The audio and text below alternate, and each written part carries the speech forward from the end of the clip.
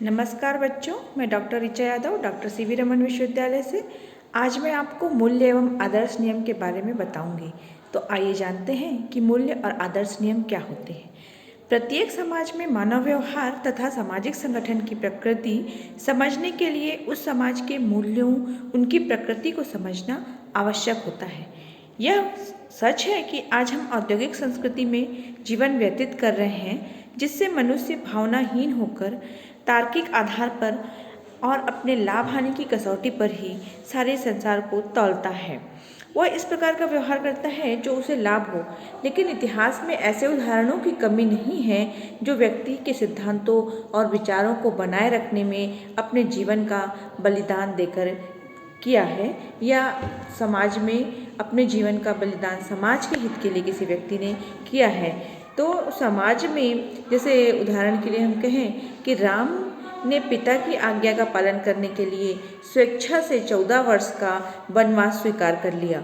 गौतम बुद्ध ने केवल सत्य की खोज के लिए अपने साम्राज्य का परित्याग कर दिया था, जबकि स्वतंत्रता आंदोलन के दौरान सैकड़ों क्रांतिकारियों ने देश की स्वतंत्रता के लिए अपने जीवन की आहुति दे दी थी। इसके अतिरिक्त सामान्य जीवन में भी ऐसे लोगों की कमी नहीं है जो विशेष मूल्यों के लिए जीवित रहते हैं तथा इन मूल्यों को बनाए रखने के लिए वे बड़ी से बड़ी हानि को भी सहन करने के लिए तत्पर रहते हैं।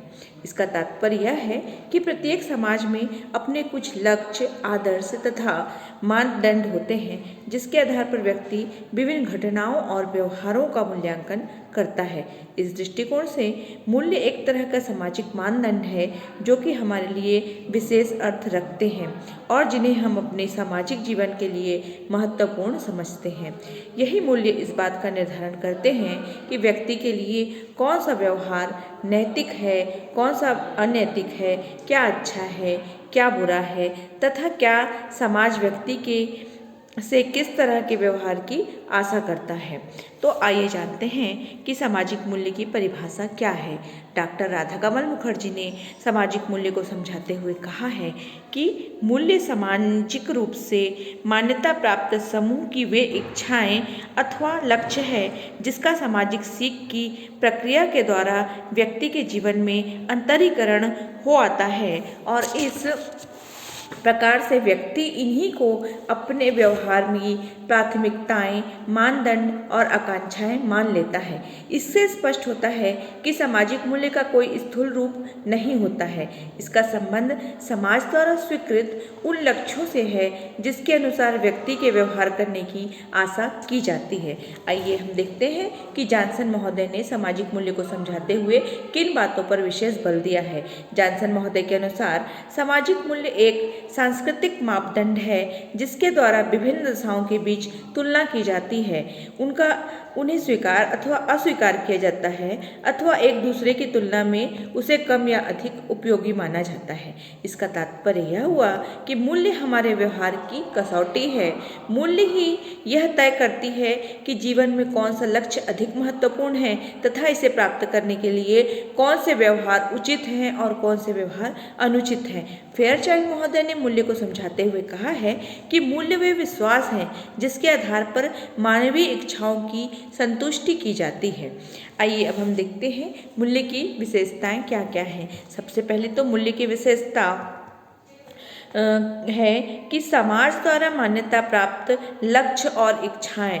मूल्य वे मापदंड है जिसे समाज स्वीकृति देता है, जिसे समाज कहता है कि प्रत्येक व्यक्ति को इसी तरह से व्यवहार करना है, इसी बातों का पालन करना है।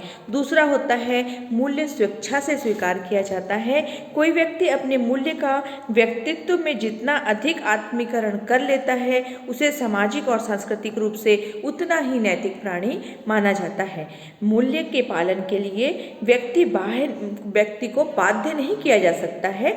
व्यक्ति अपने समाज के मूल्यों को कर्तव्य के रूप में स्वीकार करते हैं तथा उसका पालन करते हैं।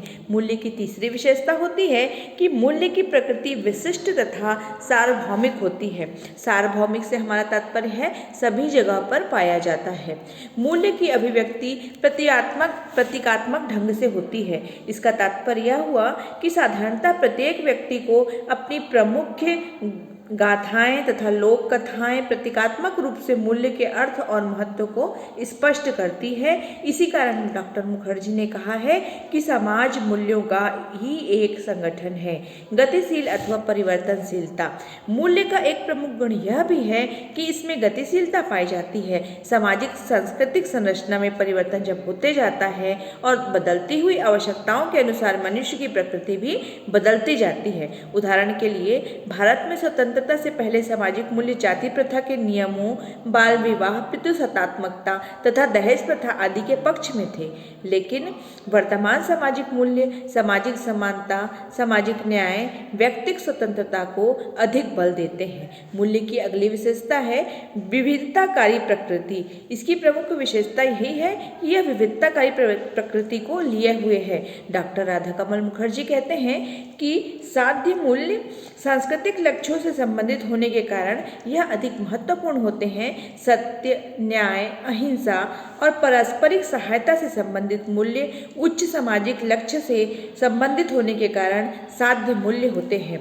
साधन संबंधी मूल्य वो मूल्य होते हैं जो कुछ महत्वपूर्ण लक्ष्यों को प्राप्त करने के लिए साधन से संबंधित होते हैं, जैसे शारीरिक सुरक्षा, जीवन निर्वाह, संपत्ति, व्यवसाय और स्वास्थ्य से संबंधित मूल्य इसके उदाहरण हैं। एक औसत मनुष्य का संबंध साधन मूल्यों से अधिक होने के कारण इसे अस्तित्व संबंधी मूल्य भी कहा जाता है।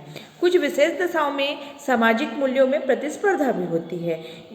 यह हमें देखने को मिलती है जब कोई समाज या परंपरा आधुनिकता की दशा में आगे बढ़ने लगता है, तब एक ही विषय जैसे विवाह, संपत्ति, पारस्परिक आधार, बच्चों का प्रशिक्षण, नैतिकता संबंधित नए और पुराने मूल्यों के बीच प्रतिस्पर्धा होने लगती है। इसके फलस्वरूप कभी कभी नई और पुरानी पीढ़ी के बीच मतभेद की संभावना बढ़ जाती है, लेकिन इससे मूल्यों में विवेकपूर्ण संशोधन की प्रक्रिया को भी प्रोत्साहन मिलता है।